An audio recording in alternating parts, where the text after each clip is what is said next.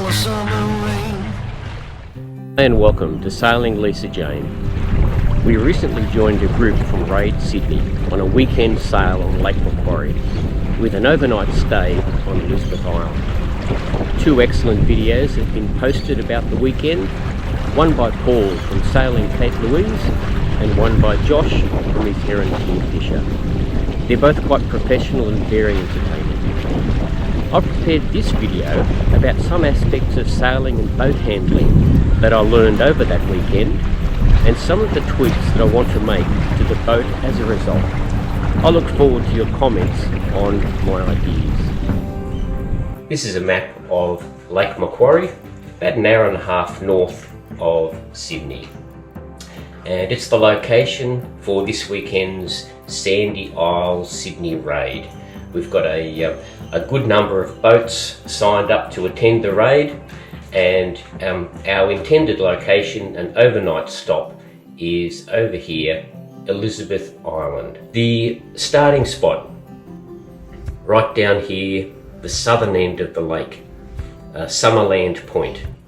The intended route for this weekend was out around the isolated danger mark at Pelican Rock, keep going north until we round Point Wollstonecroft, head east and then around Poolbar Island, and then we're continuing heading north all the way up to Elizabeth Island.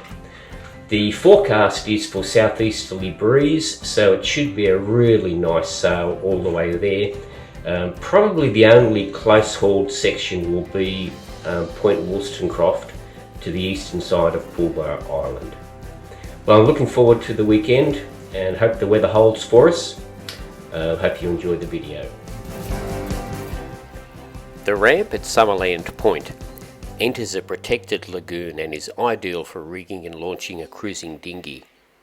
We have 8 other boats accompanying Lisa Jane: John's double wishbone rig Gira Gira, Peter's lug sail skiff Jenny B, Paul's Cape Louise, Josh's Heron Kingfisher, and Bruce's O'Day sailor Pokeabout. We were also joined by Rick on his Drascombe longboat Quiberon, and Dave sailed his Heron Bloodwin. This was my first sail with Raid Sydney, and I was delighted to see the diversity of beautiful traditional sailing craft.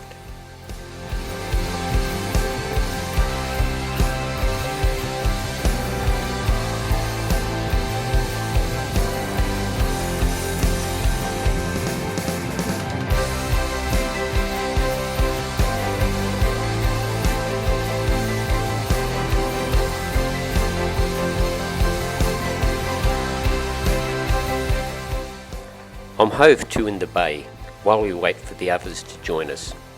It looks very calm here, but 12 to 15 knot bullets occasionally came through. I found that the stronger gusts blew the bow downwind despite the tiller being locked hard over. This was clearly not good, so I resolved to try partially reefing the jib next time I needed to heave to. We are finally all underway and enjoyed a lovely sail down to the end of Point Wollstonecroft. I was tempted to shake out the reef, but knew that the section from Point Wollstonecroft to Poolbar Island was much more exposed and likely to have heavier wind, which indeed turned out to be the case. This is David's Heron Bloodwin, one of the 2 herons on this raid. This lovely skiff is Peter's Jenny B. I've always thought the lug sail to be quaint and old-fashioned and not particularly efficient. However, something was to occur later in the day that caused me to change my mind.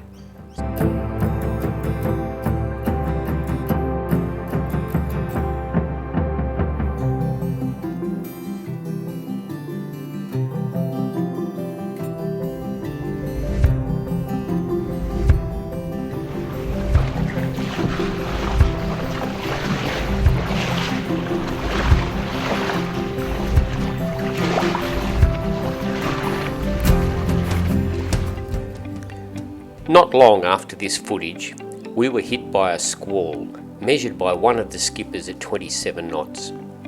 It was survival conditions for approximately half an hour. This footage is courtesy of Josh from Kingfisher. He has all sails down and motoring into the wind and waves.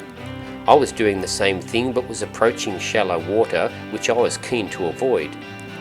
I spotted a sheltered area in the lee of Marks Point, about 1 kilometre to the east. I turned side on to the wind and waves and slowly made progress under motor to safety. What surprised me was that even though I had no sails set, the windage of just the mast and the furled sails caused my boat to heel alarmingly. I had the centreboard fully down so that in the event of a capsize, it could be used to help right the boat. Thinking about this later, I decided that next time I'll try to fold up the centreboard, which should allow the boat to be blown sideways through the water rather than tripping over the centreboard. I'll let you know how my theory goes next time I'm caught side on to a squall. Hopefully no time soon. Amazingly, every boat made it to the safety of the northern side of Elizabeth Island and shared our tales of survival. Very shortly after, the wind disappeared altogether and the lake was so calm it was hard to believe a few minutes earlier we were using all of our skills just to stay upright.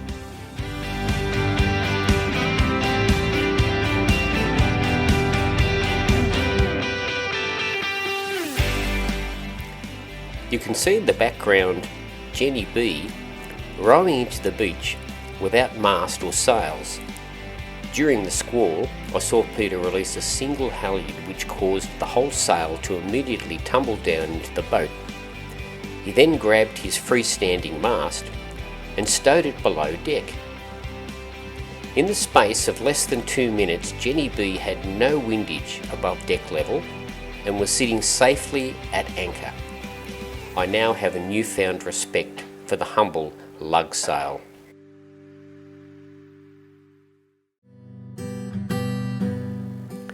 This is the beach we took refuge on, and then walked the boats around to the eastern shore of the island, which had a better campsite. Elizabeth Island is a sand island at the end of the main channel from Swansea, the entrance to Lake Macquarie. It is beautiful, with clean white sand, shady trees and crystal clear water. It really is the jewel of Swansea.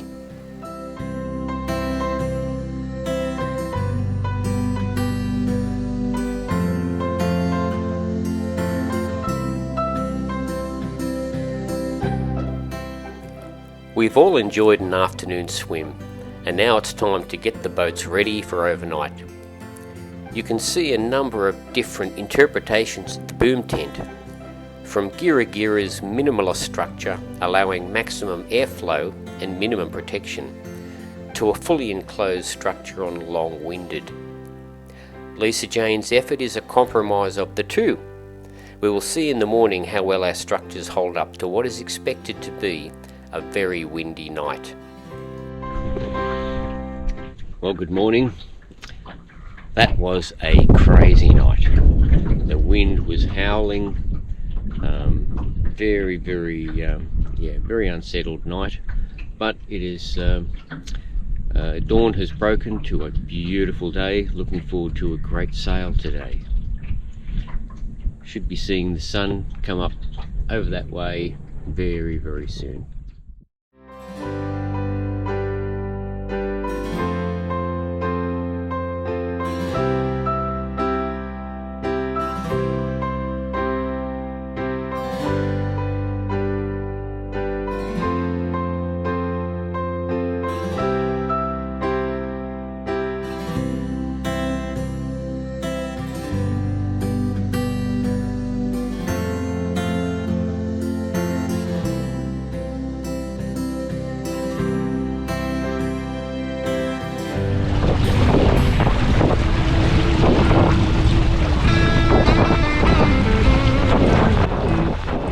Perfect conditions for a great sail today.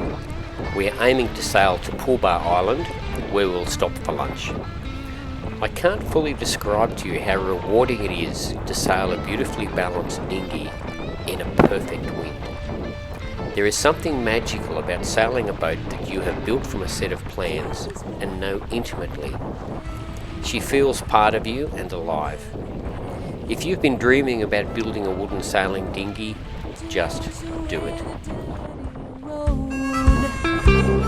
To make a path that gets me home. At this stage, I should confess a potentially dangerous mistake that was exposed during the squall yesterday. While I was rigging the boat yesterday morning, the forecast was for very strong wind. I cleverly decided I'd prepare for a possible capsize by tying my anchor, chain and rope very securely so that it wouldn't fall out and get tangled everywhere.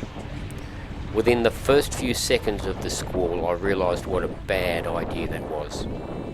The safest way to sit out the southerly buster would be with an anchor holding the bow securely to both waves and wind. My anchor was securely lashed and I realised that it would take me minutes to release it. Far too long to leave the helm in that squall. In an emergency, your anchor is your best friend and you need to be able to deploy it quickly. From now on, I only secure the anchor with a quick release spring-loaded clip. Bad luck, it happens every day.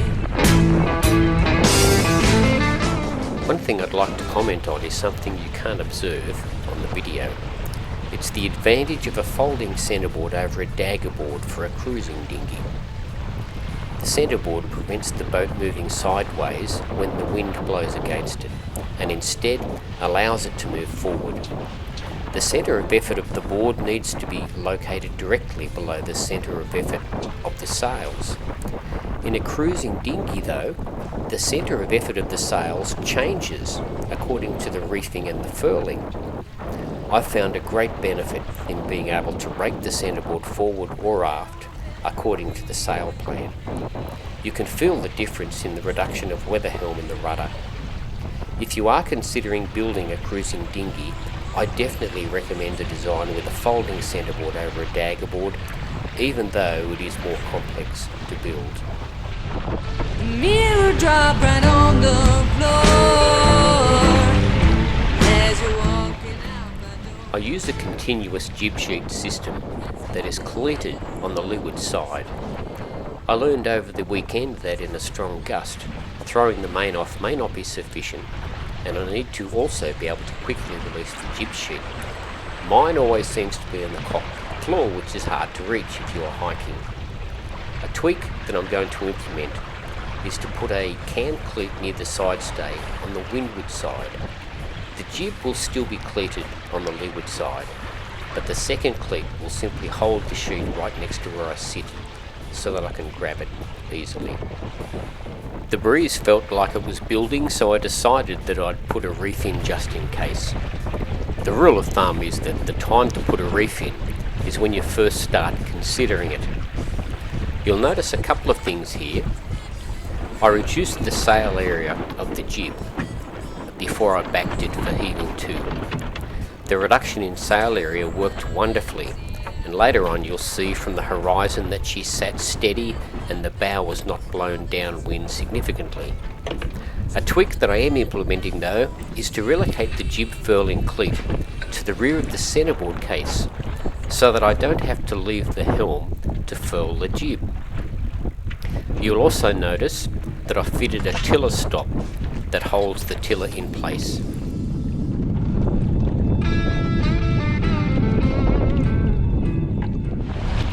The reef is in, and I'm back enjoying a wonderful sail. One thing I've noticed is that anything over 8 knots, the boat doesn't seem any slower with the reef in place, but is certainly more comfortable.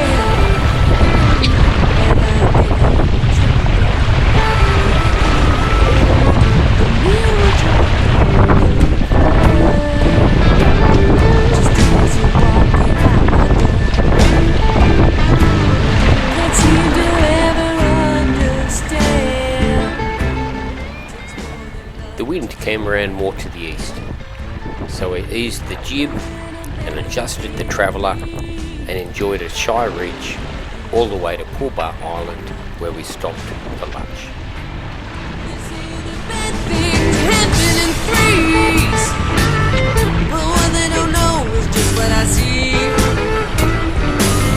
Just turn around and take our good luck.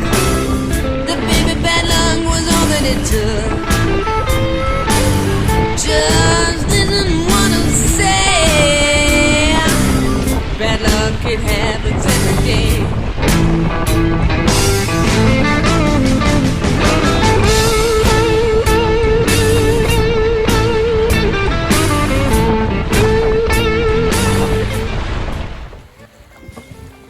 We stopped for lunch at Pulbar Island and the wind died completely. I needed to return early, and so I said my farewells to the skippers and motored back to the ramp.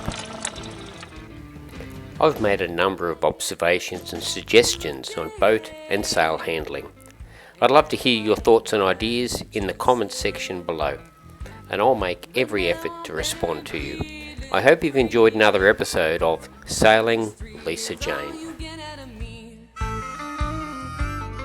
Oh no, it won't be hurting me.